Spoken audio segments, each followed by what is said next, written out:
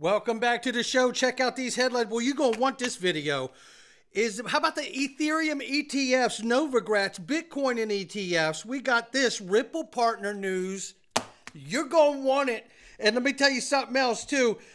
Brad Garlinghouse may just be one of the smartest people on the planet, and we're going to get into why. We got that and so much more. Somebody roll that beautiful intro.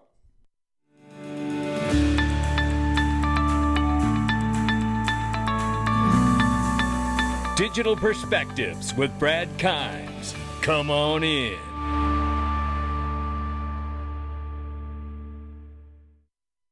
Welcome back to the show. You can follow us on Twitter and YouTube and digperspectives.com for exclusive content. Right now, $2.85 trillion market cap for crypto. The market is up 0.6%. Remember, we're close to that $3 trillion. We're almost back up there. 72,300 for Bitcoin right now, 3,900 plus for Ethereum, 102 billion plus for Tether market cap. XRP at the number 7 spot, 67 cents. Even though we're off by 3% right now in the 24-hour, we're up by 11.4 on the 7-day. Range of price very quickly between 66 cents on the bottom and 70 on the top. We're at 67 cents, and it's been pulling back and back testing a little bit. But as long as we stay above 66 cents for the close, the technical analysts say we're going to keep that bullish, I guess, energy moving forward for the charts. But let me tell you something that's bullish. It's XRP Las Vegas, ladies and gentlemen. And I tell you what, it has ramped up with the ticket sales. Now, you know VIP tickets are sold out, but I can also tell you that general admission tickets are still available. And you need to get your ticket. They are selling so fast. Let me tell you how fast. How fast, Brad? They're selling so fast that I just had a meeting. Mrs. Backup and I just had a meeting with the representative out there at MGM Grand, and they may have to move this to a different floor and a different ballroom to accommodate what we're doing here. I'm going to tell you, you're going to want to come join everybody out here. This conference we've put together is for you. I'm just giving it to you the way it is. I don't need to do a conference like this. I'm doing it because I'm so passionate about this space and this community. I don't need to be out here getting attacked every day for these things. I'm doing this for all of you. And I really do understand that we are in a remarkable moment of time. We are witnessing the greatest financial paradigm shift in the history of mankind. And I know that this conference is going to touch on everything that I understand to be important about that transition. And you're going to want to be there so you can hear it directly from the people who know it best, like David Schwartz. It's going to be remarkable. And get yourself some swag and some merch while you're there. Or before you go, click the link underneath my video and get your favorite XRP Las Vegas gear right here. The store is open till Wednesday, April 3rd, and you could be sporting your gear at the conference. I can't wait to see everybody in the gear there. And I just can't. It's going to be super exciting. Now, let's start right here. Chad Steingraber, he's been on fire. Fire. Dun, dun, dun, dun, dun, dun. Yeah, congratulations, retail. You keep selling the asset manager thinking you're smarter than the market. No charts will save you, Bitcoin ETFs. And what he's saying is absolutely what we've been seeing, which is people sell the Bitcoin and then the asset managers buy it up. They're going to have all of it, right? And they're using clients' money to get it. Do you see how that works? They open up the fund. The high level client wants access and exposure to it. They put a certain amount of money into the ETF fund for Bitcoin, and then they're required BlackRock to go buy it and custody it. It doesn't belong to them. It doesn't belong to the customer, the client. It belongs to BlackRock, and they're required to have it as long as that customer has a position in it, right? But this is how they buy it up. They're getting their customers' money to buy it all up for them, and then it'll be under their custody. That's what we're watching happen. I think what we're going to see happen broadly across the market with ETFs rolling out is exactly this. You're going to continue to see that demand go out to back these funds, which is required, right? And this can create the Shane Ellis theory when it comes to XRP, because not only would you have the demand for ETFs once they're available, but then you would have the demand for actual market makers using the asset for payments. Now imagine that dynamic. Put those two together. You got one side of the fence that needs to buy it for their fund, to back their fund for their clients. And then you have the other side who's like, listen, I just need to use this every day for payments now that I can. Imagine that demand. Then here we have Raul Pal. Would you listen to what he says about the RIAs, the RIAs, which are regulated investment advisors, if you're not aware. Take a listen to this clip here. Right now is RIAs. Now, you've got to understand how these RIAs work. And Dan knows them because a whole bunch of investors in his fund. These guys are networks. They're not like brokers get on the phone like buy, sell.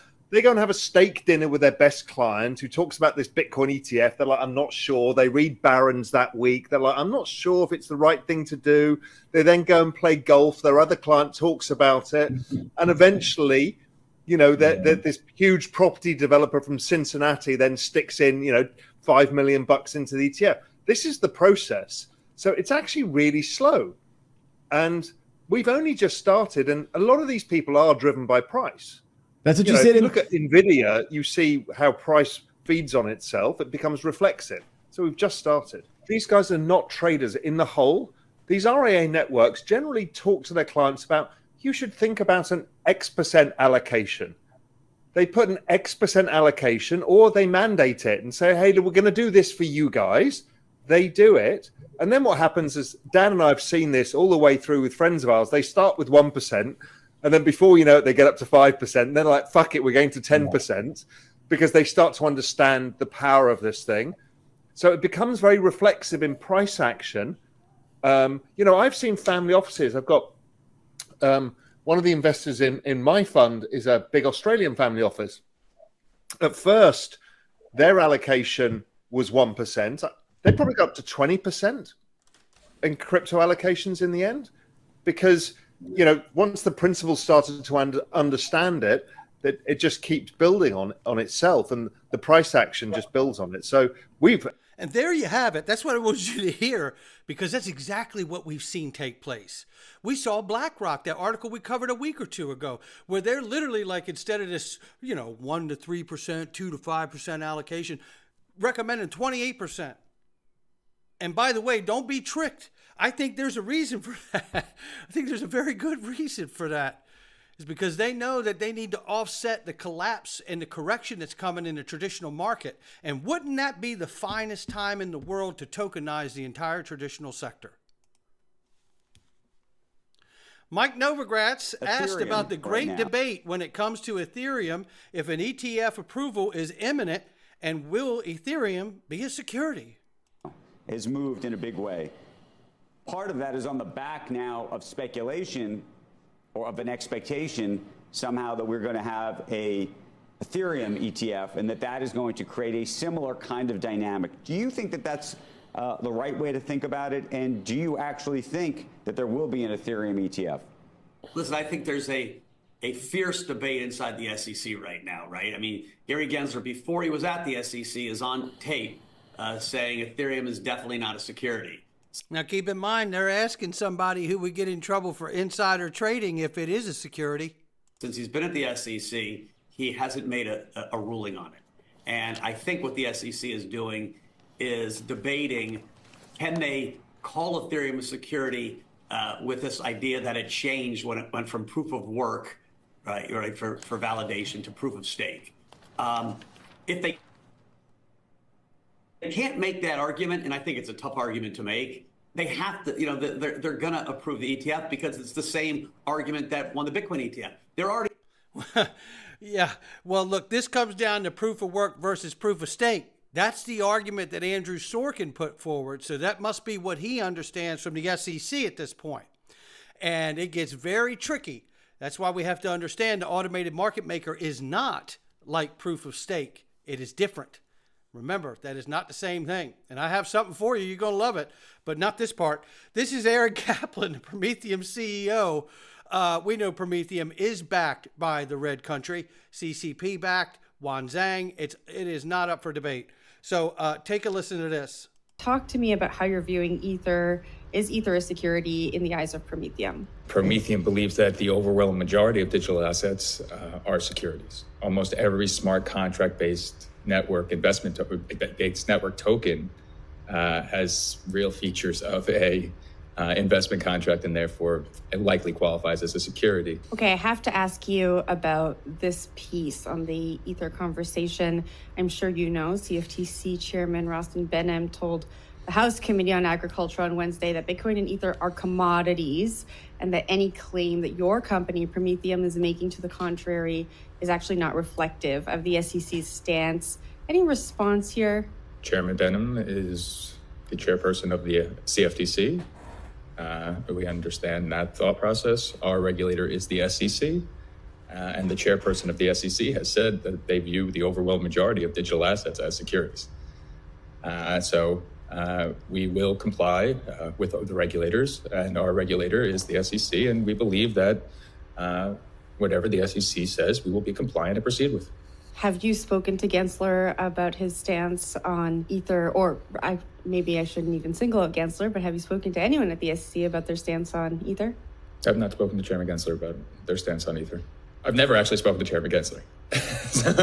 How do you determine whether or not Ether is a security and then listed on the platform? Our point of contact is our regulator, which is the self-regulatory organization that our broker-dealers are regulated by, which is FINRA, and essentially based on how our licensing work and the procedures we have to do some sort of investment contract analysis to make a determination, and we are confident in our analysis. Talk to me. So this comes back to smart contracts, right? He said anything doing smart contracts, forget about it. Well, remember this? Remember Codius? And then remember when Ripple also won U.S. patent for new Oracle based on smart contract design? Remember when they were catching all kinds of hell where people were like, man, they need to do smart contracts. When are they going to do smart contracts? This is why I said in the opener, Brad Garlinghouse and team over there may be some of the smartest people in the world, because I have said this multiple times from this channel, that having the XRP ledger be clean of stable coins, having the XRP ledger be clean of smart contracts, looks like they have avoided massive, massive pitfalls that could have been in front of them. Super smart move. Of course, everybody thinks, well, they're behind. No, they're not behind, because they're not looking to do it without approval. It's all in how you see it. And today, going on right now, is Representative French Hill convenes the Digital Asset Subcommittee, and thank goodness we need it, because it's a hearing entitled Bureaucratic Overreach or Consumer Protection. I'm going to go with bureaucratic overreach, Representative Hill, and appreciate your good work as a crypto advocate on the Hill. Users can now use XRP on the EVM and Cosmos chains as Corium launches an XRP Ledger Bridge. Oddly enough, Favio, Sologenic, and Corium are going to be at XRP Las Vegas on stage. Shout out to them. Yeah. Interoperability, ladies and gentlemen. We got more Ripple partner news. GBBC member Ripple has partnered with Axelar Foundation to enhance yet again XRP Ledger's interoperability across various blockchains, looking to expand its utility and reach. Well, isn't this amazing? All of this interoperability seems to be happening while the ground is shaking for networks that have been out here for years, like Ethereum. Watch out, ladies and gentlemen. There is a lesson in all of this. By taking the high road, which is the longer road, less traveled road, but it is the road worth taking, because I'm starting to see how it's all paying off here and have been. And our SEPA network gets even better with InPay. This is Ripple partner Tranglo right here. The long and short is Ripple partner Tranglo collaborates with Danish cross-border business InPay. You're going to love this. The alliance is set to offer Tranglo Ripple the technical and regulatory infrastructure to scale its cross-border suite across an additional 24 European regions through a single integration. That's That's what we're talking about, right? When the market infrastructure is put together, this is the kind of stuff you can do in a very short order.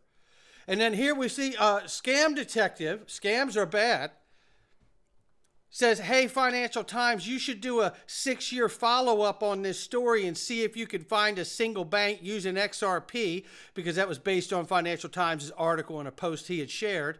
Well, Bill Morgan decided to help him out and says, yes, Ripple partner Tranglo use XRP through Ripple Payments on-demand liquidity, and they are connected to just 5,000 banks through one Ripple partner.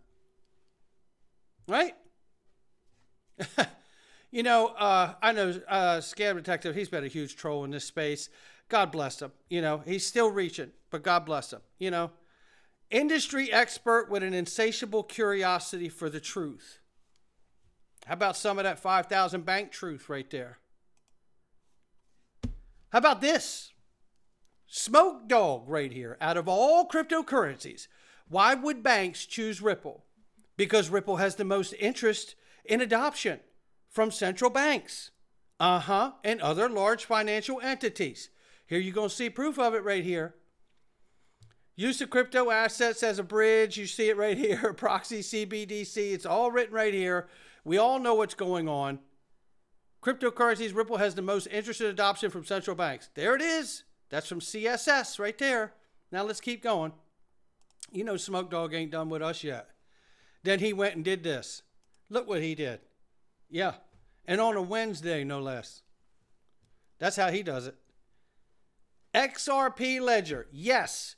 An XRP Ledger-based tech layer for the EU distributed ledger technology pilot regime is being regulated under new legislation right now, with a secondary market for tokenized securities equals AMM, and can be integrated with regulated settlement coins through MICA.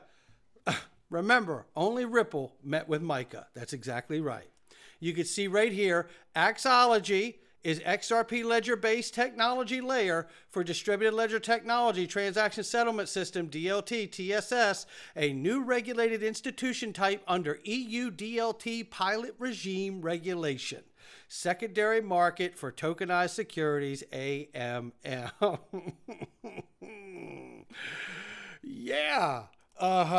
We like to leave it strong. That's how we like to do it. And there's 9 days left until the XRP Ledger has a historical moment, which is already in the process of playing out, and it's automated market makers. In just 9 days, it will become a permanent feature of the XRP Ledger. And the question I have and have had since this has come about, it's wanting to know in the eyes of a regulator and a banker, after the automated market maker is in place and well underway, will the XRP token start to look a lot more like a stable coin when the stabilization mechanism of the AMM is in place? That's the next question I'd like to see answered by a regulator, right? Not a YouTuber like myself. I'd like to hear that answered by a regulator, especially a prudential regulator. That'd be great. Like Michael Esparr, the VP, the Federal Board of Governors, used to be at the Treasury, also former Ripple advisor. Let's hear him answer the question. I'd love to hear him answer it. We're going into the freedom zone, ladies and gentlemen. As you know, censorship on the social media platforms is very, very real. Freedom of speech is not anything other than imagination.